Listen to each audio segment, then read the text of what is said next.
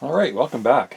This is a H.H. Scott AM/FM stereo receiver. This is the R-316. It's a nice unit. Nice looking unit.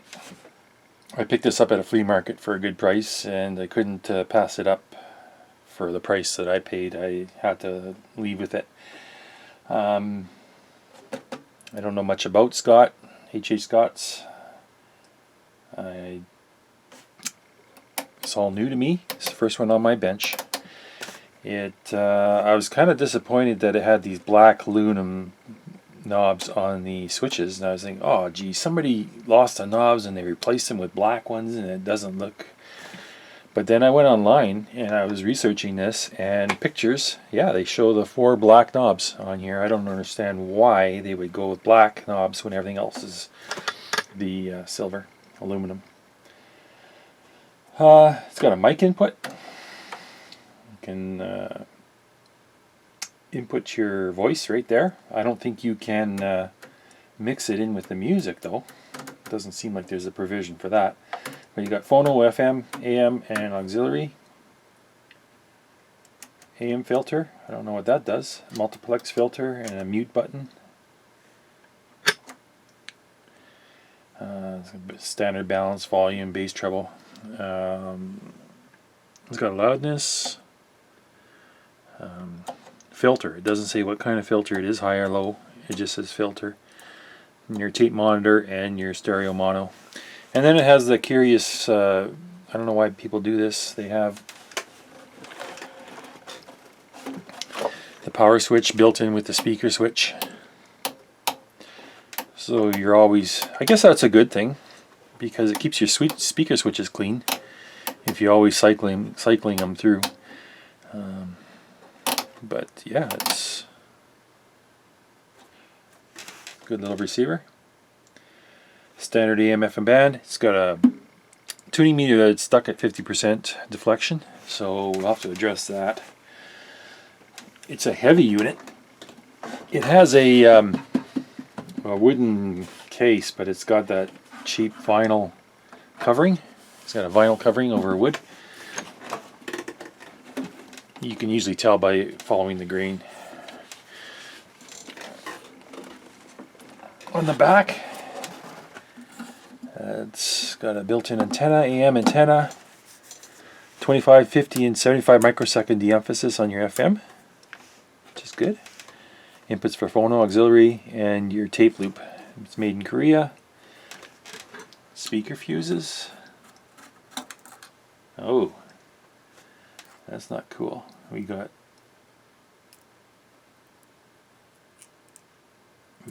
tinfoil fuses, but this one's not blown. So why?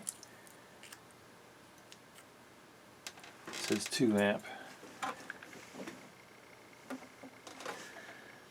2 amp fuse.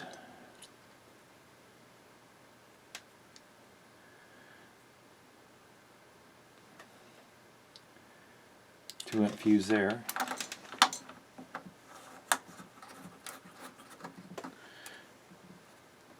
Oh, I can't even turn it. Ah, look at this. Why would anybody do this? I don't understand that.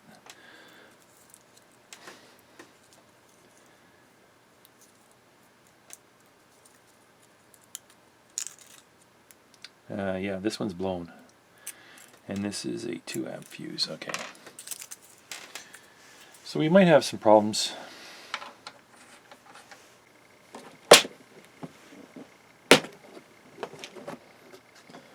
Okay, 2 amp.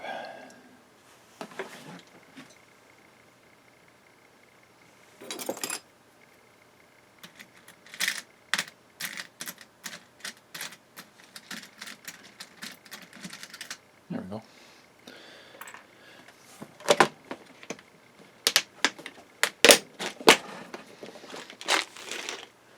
I got another fuse up here. This is a 2.5 amp. This is the main fuse.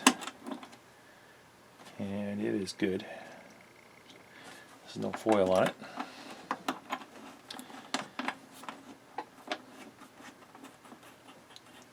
But this beaker fuse here is going to be a problem. I hope we don't have a blown channel. And then it's got an IEC input connector for power cord, which I kind of like. I kind of like this. This is a nice touch.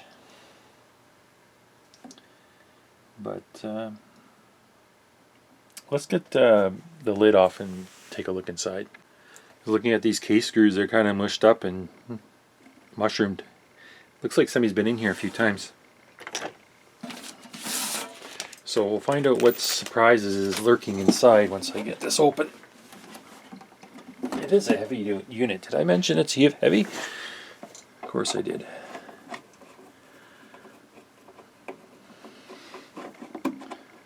But yeah, like I said, I picked this up at a not a yard sale, a flea market,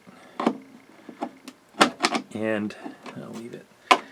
The price is right, and my plans for it is to get it running, get it tuned up, get it sounding good, get it looking good, clean it up a little bit that way, and then resell it, hopefully, because I really don't have a use for a receiver like this. Okay, off she comes.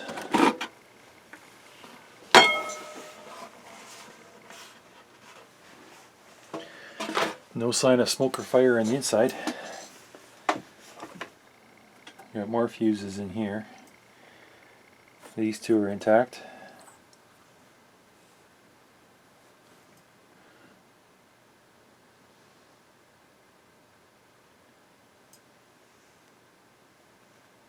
This power supply, everything looks good. Everything looks good.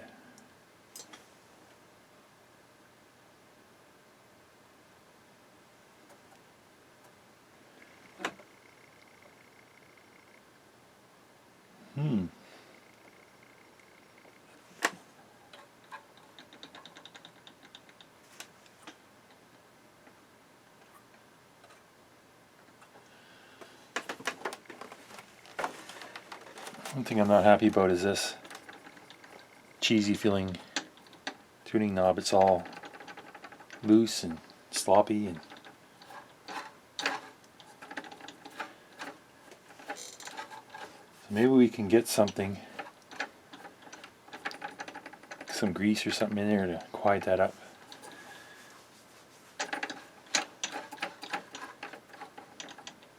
It's got a very nice tuner. It's looks like it's very well built.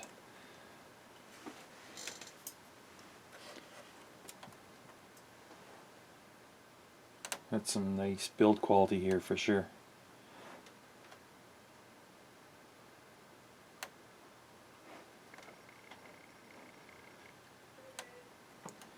Looks like maybe we could power this up, see what it can do. There's another fuse here.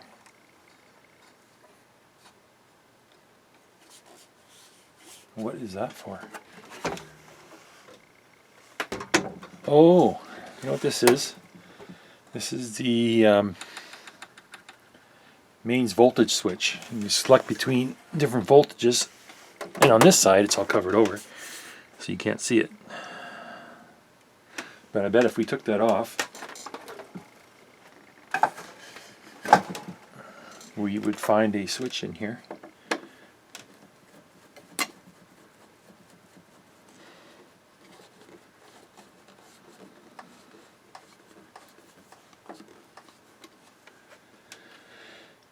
Okay. Yeah, there's your voltage switch. Pull this out. And then you can select between 4 different voltages. You got 240, 117, 220, 110. Nice. Okay, well, let's get a power cord and see what this thing will do. I got that one fuse removed. We'll see if it pops another one. One thing I want to do before I power it up is just check the output transistors for shorts. And let's see here. I think we're good. I think everything's marked. So let's go through quickly. That doesn't look good. Neither does that.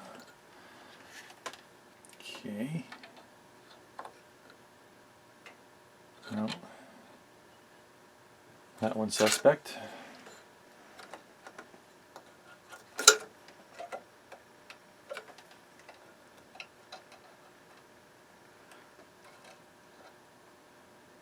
So is that one. What the hell's going on here?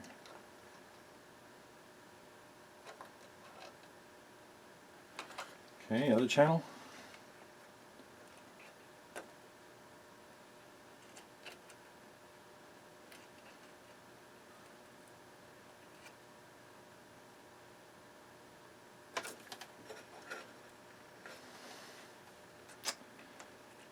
Let's see here. I'm getting wildly different results. That's just short.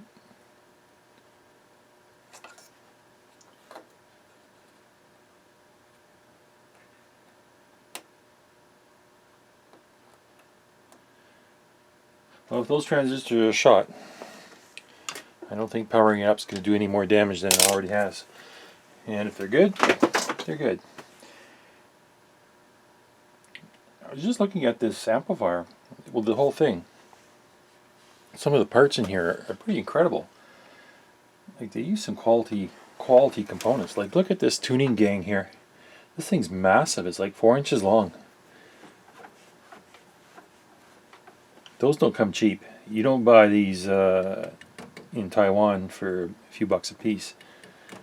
That's a nice unit. And then they have some integrated circuits here in the FM section, I'm assuming. Nice sealed canned units. Gold legs. You don't see that in consumer electronics, gold legs. Look at this one. I don't know if you can see that. It's a ceramic integrated circuit. It's in a ceramic body. These don't come cheap either. Usually when you get a ceramic chip, it's military spec. Otherwise it's traditionally just a cheap black plastic epoxy. But there's some quality parts in this thing. And the capacitors here, like all these styrene capacitors, these are all pretty much probably 5% or better.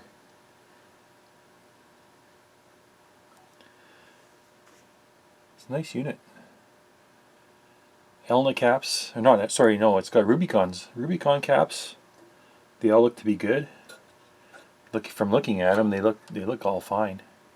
I don't see any leaking. I don't see anything weird going on.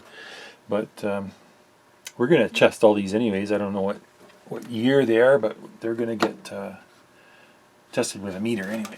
Okay, we're gonna power this up. I got checked these transistors. They're all consistent with each other. I'm kind of thinking they're going to be okay. I have replaced that blown fuse, and we're going to plug in the power cord and turn this thing on.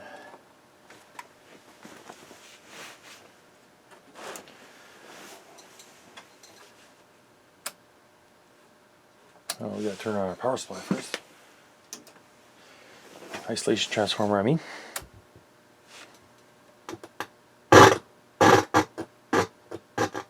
We got both channels scratchy. Okay, let's see if we can tune something in here.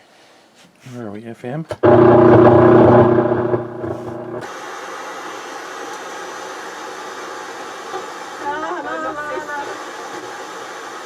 It's touching people. What that can do, once you're positive. It's working.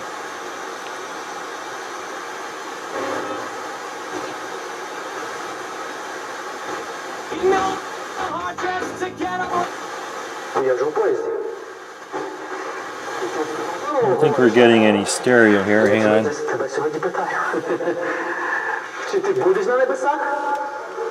Stereo.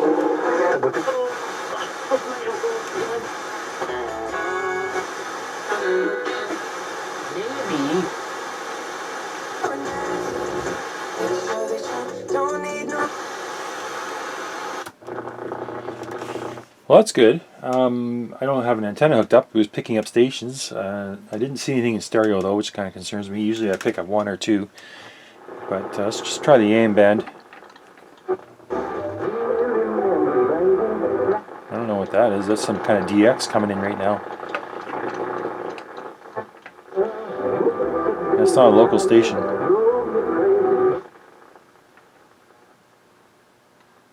Not a sexy player, he's not a big name. That's a local station.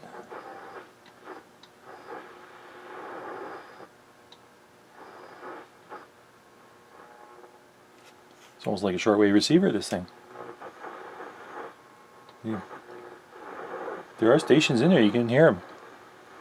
There's about 2 or 3 on the same.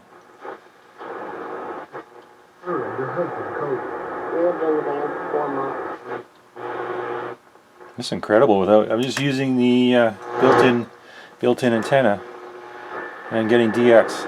It's unbelievable. Becoming jealous is a neat idea.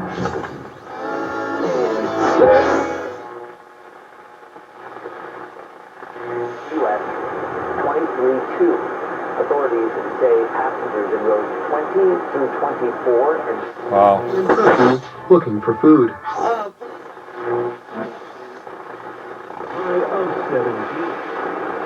Some places on the water.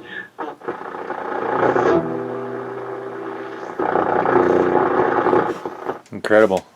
Picked up a whole bunch of stations that are not local. Okay. What's my next steps here? I think I'm going to do some ESR testing on some caps. This one looks like it might be a candidate for a full recap. I'm not sure though. Those caps don't seem bad to me at all, especially in the tuner circuits. But we'll see. Pull the bottom off and check for a few things here too. Okay, I'm just about to pull the bottom off for the first time. Have a peep. And we'll see what's going on in the bottom half of this chassis. It's a nice solid unit. Like, I can't get over the build. The build quality is phenomenal in this thing. And yeah, it looks like everything is good. Some nice work here. I'm going to go over with a fine-tooth comb, look for any cracked solder joints. I'm not seeing anything jumping out at me right now. There's let's see here, there's a power supply board, yeah, right here. There's a regulator. Doesn't even look like those are cracked. Yeah, everything looks good. Got 120 volts over on this side, 120 volts here on this switch. Make sure that you're aware of that when you're working on it.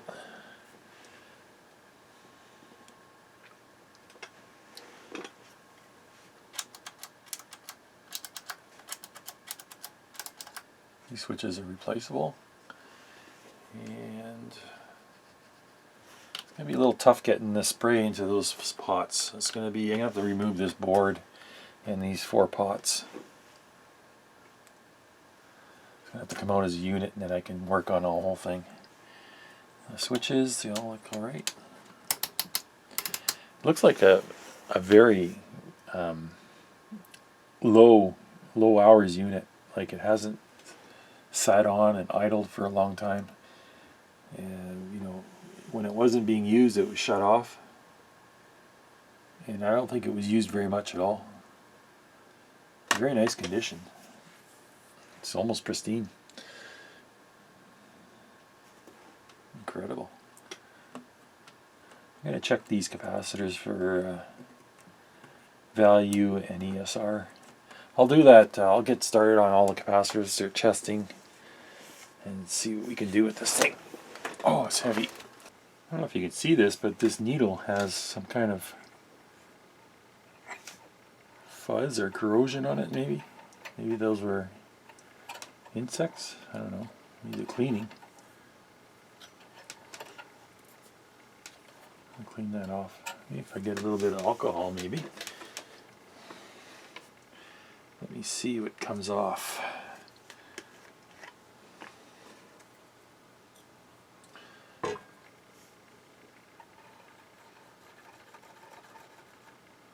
It's taking the ink off. Maybe somebody colored it with a felt marker.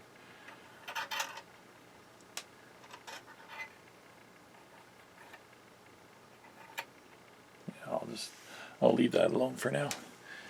If I have to, I'll get a felt marker, and looks a lot better anyway. Paint that black again. I'm trying to get into this meter. You can't see.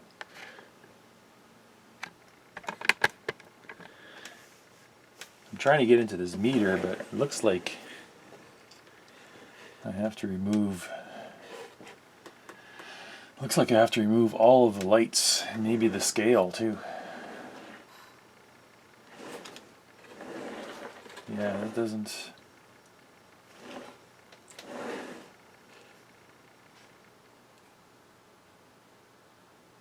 I'll see what I can do without pulling the dial string off. I want to leave the dial string alone.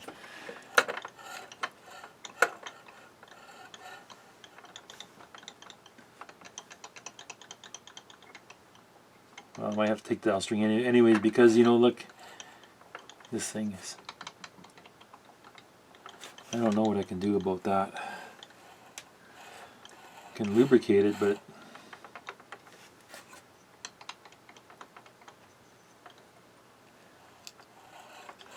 oh, we'll see what we can do.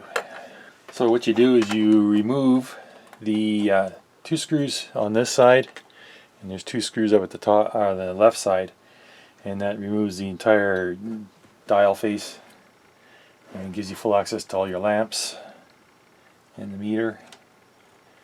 And I just want to check these lamps because I think they're all good. I don't think I have to replace any of them. I do. Let me see here. Let me plug this in and give it some power. And let's see what we got here. Yeah, they're all good. I'm going to leave those lamps alone. They don't look like they have much hours on them. Pretty low hours unit. You can tell there's no heat scorching above them. You know, you usually get from a lamp, you'll get a spot where you get all the heat and the scorching and the dust building up. But I don't see anything. This thing was never turned on. All right, let's do a little meter surgery here. See if we can resurrect this thing. Seems like it's stuck. It's not. I don't know. It's not.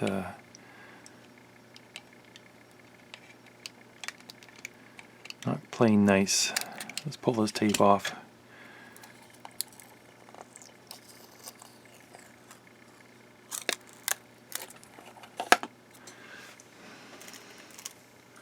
I'll put new tape on after, but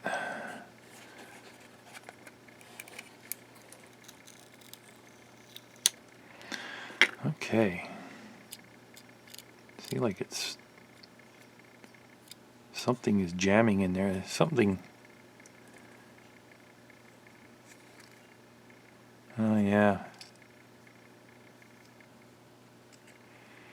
This here, let me zoom in a little bit more, see maybe you can see it. You see down in here, that thing looks bent or something. And it's getting hung up on the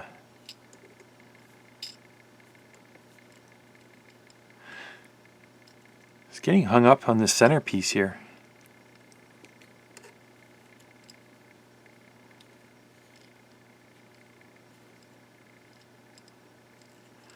I think I have to bend it up. That's what I think I have to do.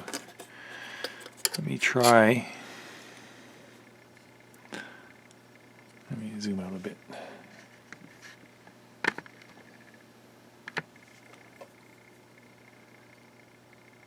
Let me try just lifting this tail here. There.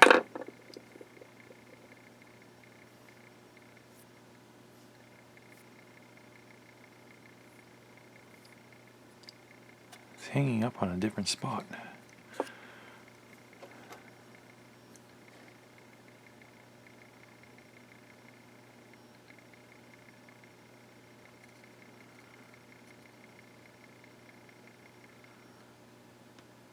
I don't see anything. Sometimes you get a little piece of magnetic, and it wants to jam itself in the air gap, and then you get something binding in there. I don't see anything on either side.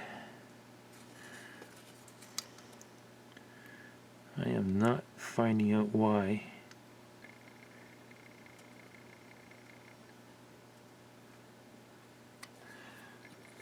Unless this clock spring is damaged. No, I think it's okay. It's soldered on this side.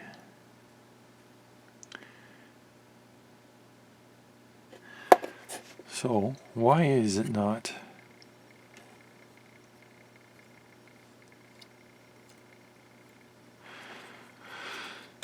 Well, let's take this out.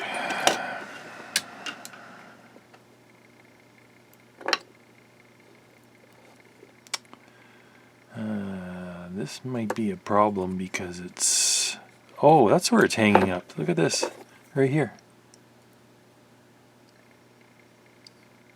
See that?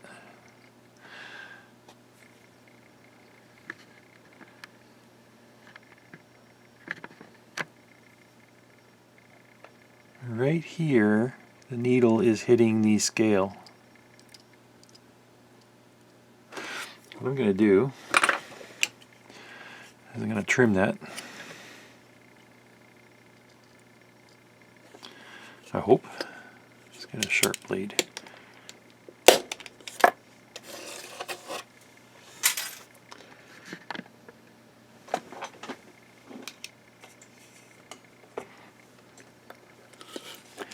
Okay, let's try trimming this.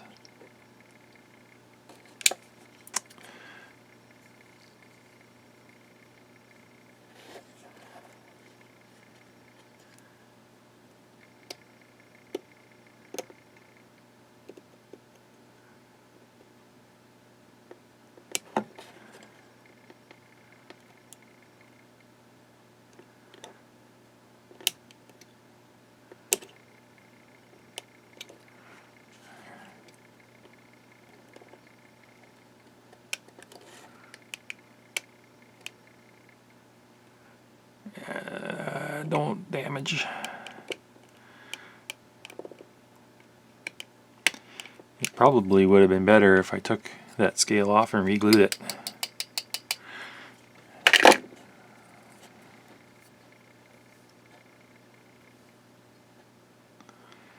It's not hitting anymore.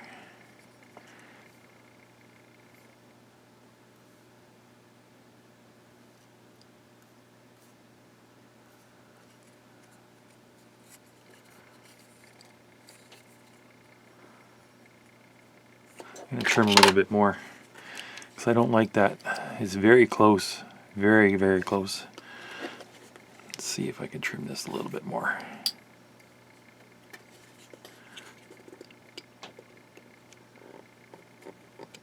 There we go. Get that piece out of there.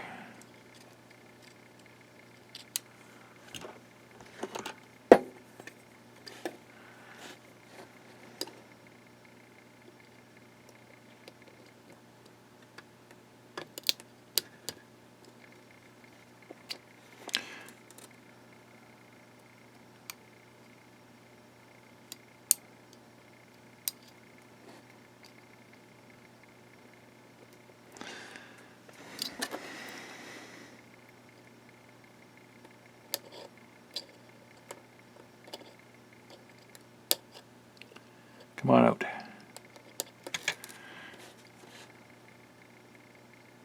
There we go.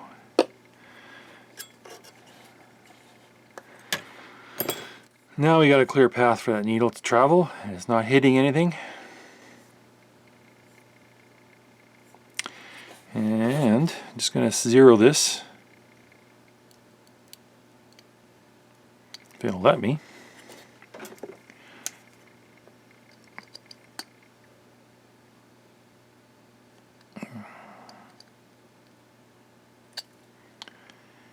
does not want to rotate.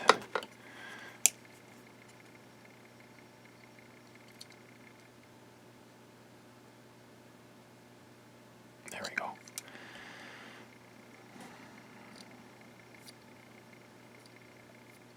A little bit more.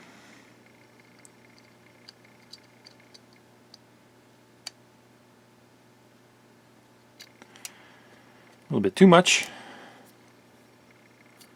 Well, actually, it's pretty good. Lands on 0.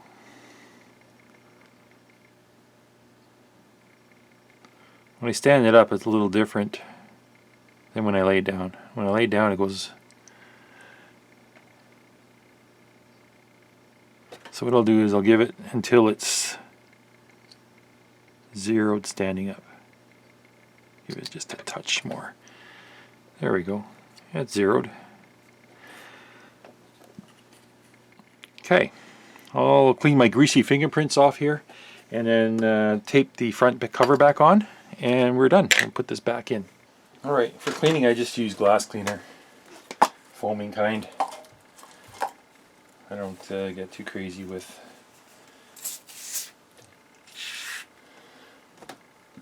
just get a little bit to get it wet.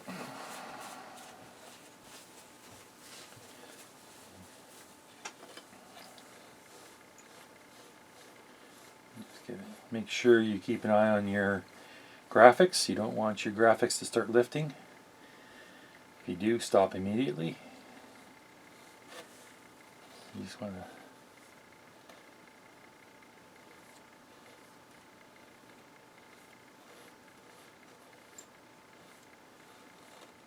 should be good.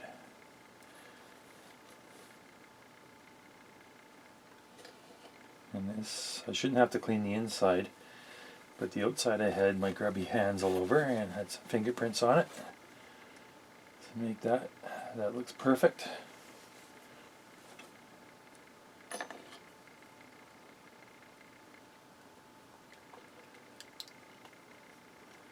There we go. It's like a new meter. I'll get some tape and I'll tape around the bottom and we can reinstall that. Just going to use some Capcom tape. Only because I have it here and it's handy.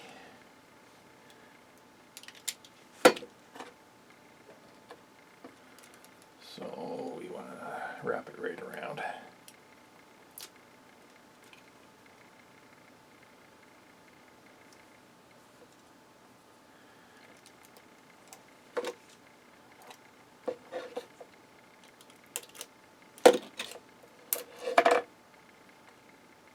There we go.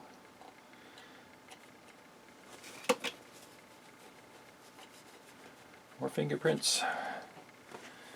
And we can solder this back up to the wires. I just want to make a note of this because I've been going over this receiver and looking at stuff, and just some things don't make sense to me. For example, we have a 20 watt per channel amplifier here. It's just a tiny amp. It's not anything great. Although they have the real estate for a big amp, like you could fit a large amp in here, maybe a 50 watt channel amp.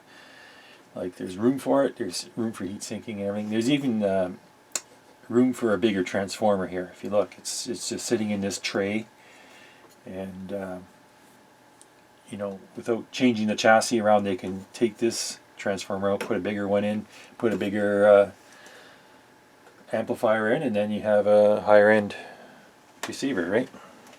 But this is what really has me baffled, is we have the power supply for the power amplifier is here, and they have two 5 amp fuses.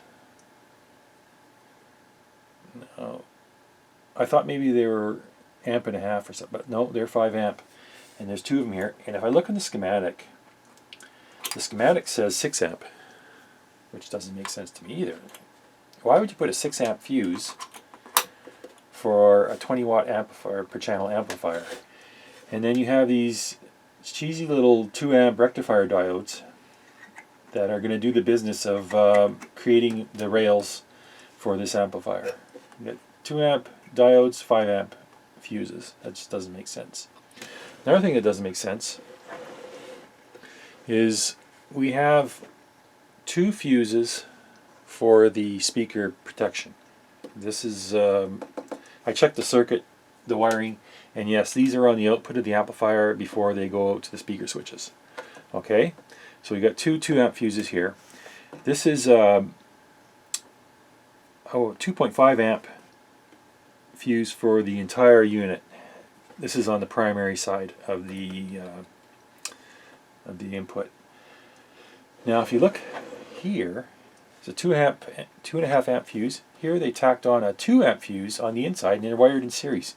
So here we have 2 fuses wired in series.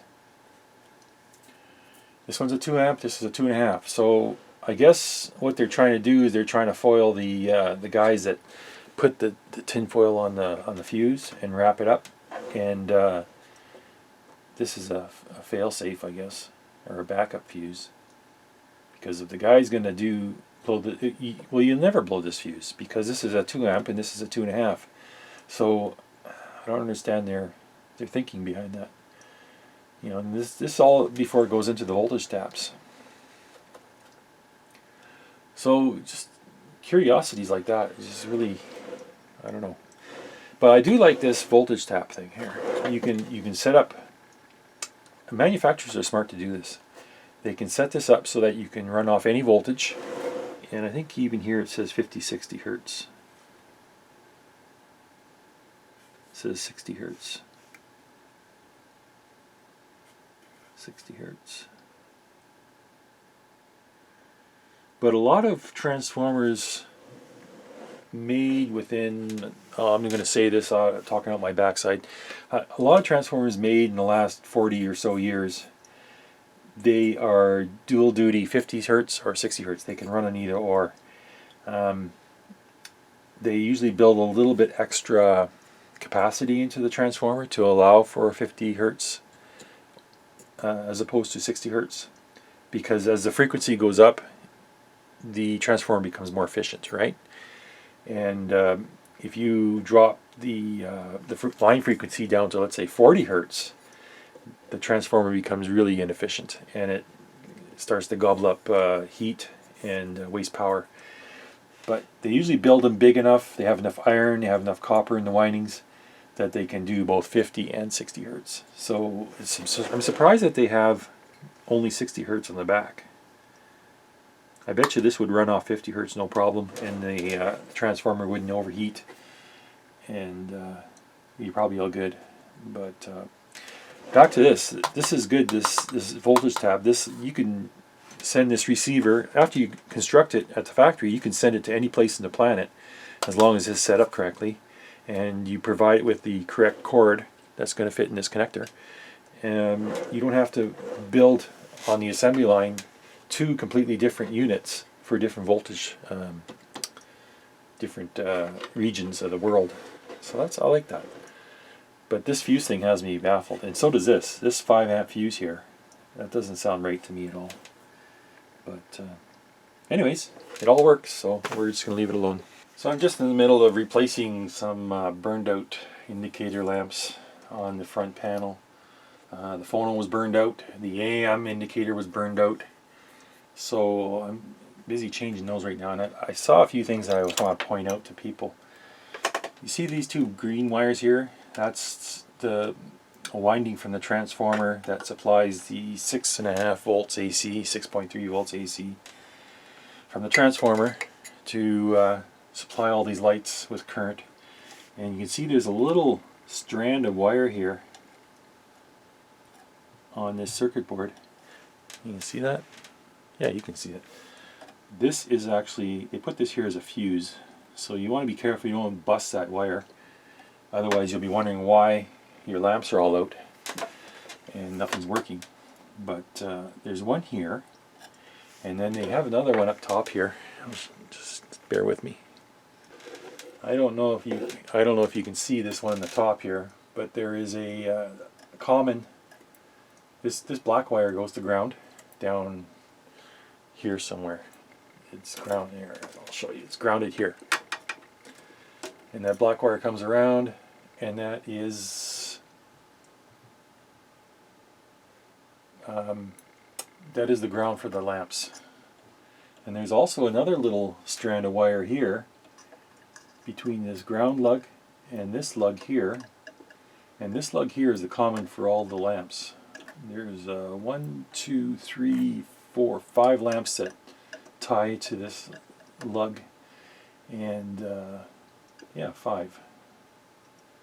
And if this little strand of wire breaks, well, then those 5 lamps won't work, because these 5 lamps are switched through this function switch, right? Every time you flip the function switch, it selects a new lamp for you depending on which mode you're in.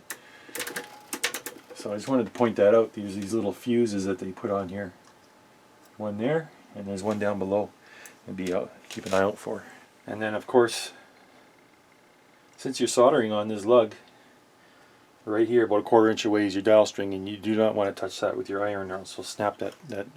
It's a synthetic cord, and if you put any heat on this, it'll just snap. So just keep aware of that when you're changing these bulbs. I wish they had a way to different location for that, but that's the way it is. Okay, just testing out the lamps before I close it all up. I got microphone, phono, FM, AM, auxiliary. So they're all working now. 2 of these were burned out. I got a lamp for the signal that's working down here. They have a special lamp for that. And then the stereo lamp, I did test that and it is working. If I put it into FM, if I connect an antenna, I'll show that right now. Where are we here? Right here. Okay. Connect the antenna. And then as I go through, I do get stereo indication. Seems to be all working good now. Tuning meter's working. So let's wrap this up. I still have to clean the knobs. They get an ultrasonic bath. Clean the front panel. Put it all together, and then we're going to do some testing. Okay, I was going through the service manual, and I was doing the checks. There's some B+, B- supply checks, and then I tested the output offset voltage, which is your DC offset on the speaker terminals, and I checked that. And then I was doing this bias check. There is no bias pot on this amplifier, and I'll read you what it says here. It says the control settings, it says none. If necessary, adjust the padding resistor across R808 for the left channel, R830 for the right channel. So R808 is right there, and R30 is right here. So if I need to adjust the bias on this amplifier, I need to start changing resistors, which is not very convenient. I don't know why they did that. So anyways, I was doing checks, and I was going through this check here. You get an ammeter on the milliamp range, and you connect one probe, your ammeter, between the emitter and the collector of 2 different transistors, and then you check for a current. And I was doing that, and like a dummy, my probe slipped and I shorted out something. I don't know what shorted, but I blew a fuse in my meter. I blew the fuse in the power supply, both 5 amp fuses, and now it seems I have a shorted output transistor. Let's check this right now. This is the base here on this one.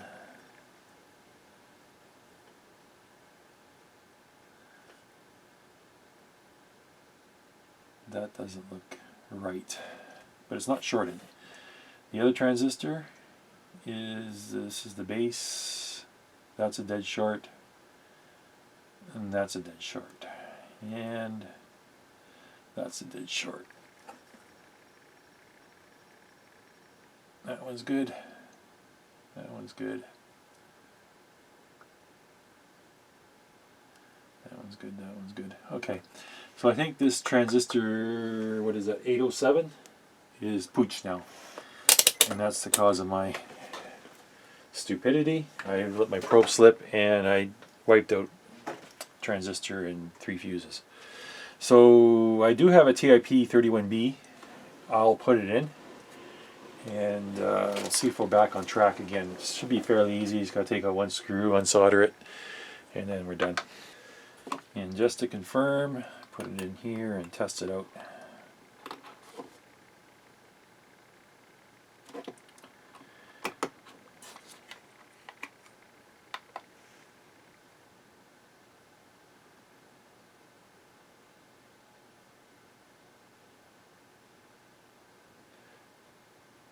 See what it's got as a dead short between pins 1 and 2 and 2 and 3.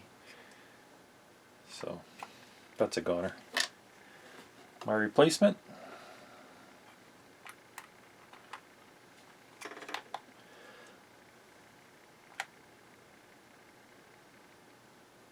So it's all good. Okay, so here's the second transistor that I took out.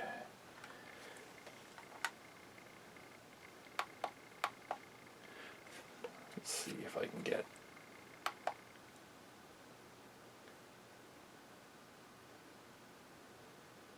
And it comes out as 2 resistors, 41.4 ohms on the left and 0.16 on the right. So that transistor's cooked as well. Now, I checked on data sheets the difference between a 31A and a 31B. The 31A is a 60 volt transistor.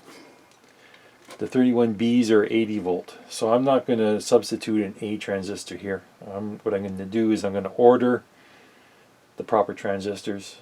I'll have them here overnight and then I'll put them in tomorrow, and we can get back on track with this. Alright, hopefully I got things back on track here now. I got the transistors. I replaced these 2 power transistors. They were both shot. I replaced one of the drivers. I replaced a complement just to make sure that they were complementary. And I replaced these 2 fuses. They were blown. So I had 3 transistors, 3 fuses. Yeah, I was a little upset there. I guess I should smarten up. And I went through and checked caps on all the boards, and I didn't find anything bad with the caps except for these 2 here. These are DC blocking caps for the input of the amplifier, and they were 0.47 microfarad at some electrolytic, I can't remember, and they were they didn't test the greatest. So I took them out and I put in film capacitors. These will last forever. Yeah, everything's put back the way it should. We should be able to fire this up now and continue with our testing. So let's just test this right now.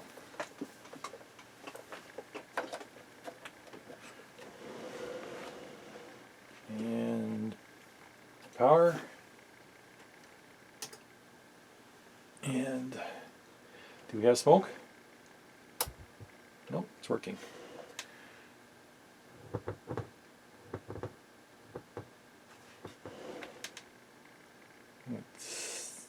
I'm on microphone.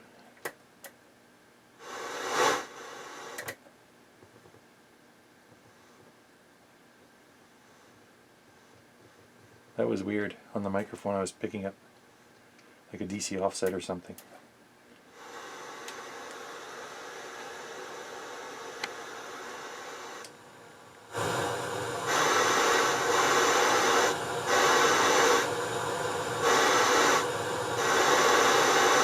I think my one speaker is buggered.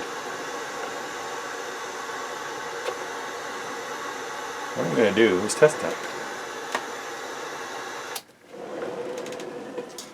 I'm just going to swap left for right.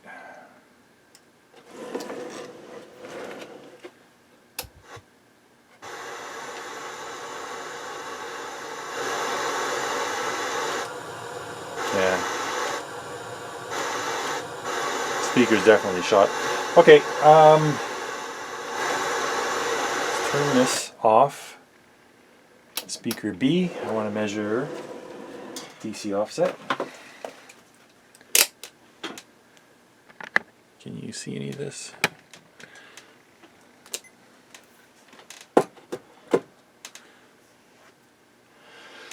Alright, left channel, 10 millivolts is good. Right channel, 14. Perfect. Okay. I think everything's okay with the amplifier. Nothing's hot, everything's cool. So what I'll do is I'll move on to the AM alignment and the FM alignment. I don't think I'm going to get anything out of the AM alignment. I think it's pretty darn good the way it was picking up stations before. But I wanted to just rock these tuning slugs just to see if maybe it can peak out a little bit more. And if I can, I can. If not, well, whatever. And then I'll do the same for the FM. I don't think the FM's coming in as good, but we'll get it going good. Alright, so I just went through the AM FM alignment, and I did manage to tweak it up quite a bit, actually. I was pretty impressed. Let's try some AM here. SEAL who spent 20 years in the military. To me. Yeah. And Epic Game 7, and it was...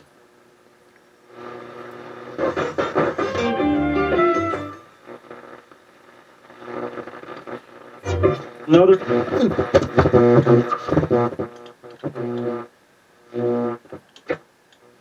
Yeah, there's still interference on the band, but it's working. It's working good. Buddy. FM? It's a classic me mistake. Someone. But memories and frame.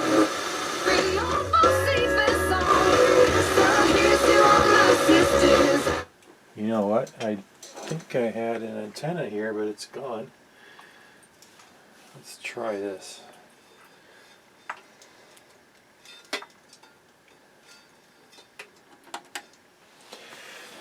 There we go. Now we're getting stereo. Gretchen Wilson, the redneck woman.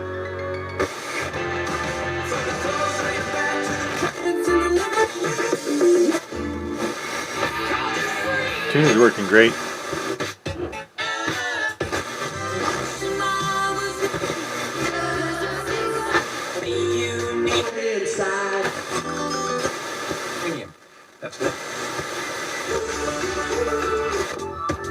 Never knew we had so many FM stations.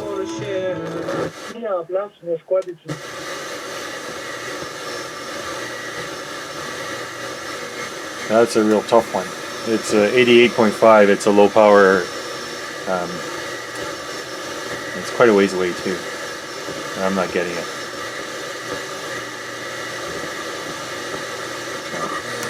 Anyways, but it's working great. The AM FM in this really came alive once I gave it an alignment. So I think I'm done with this. Pretty much all we did was, well, I had to fix my screw up. Replaced 3 transistors, fuses that I blew up from my old carelessness. Went through and only replaced 2 capacitors right on the input of the power amplifier. Everything else is untouched.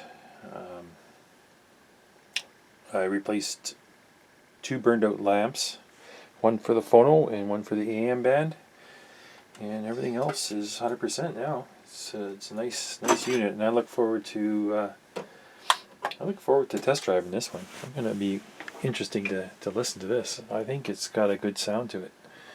So for now, thanks for watching.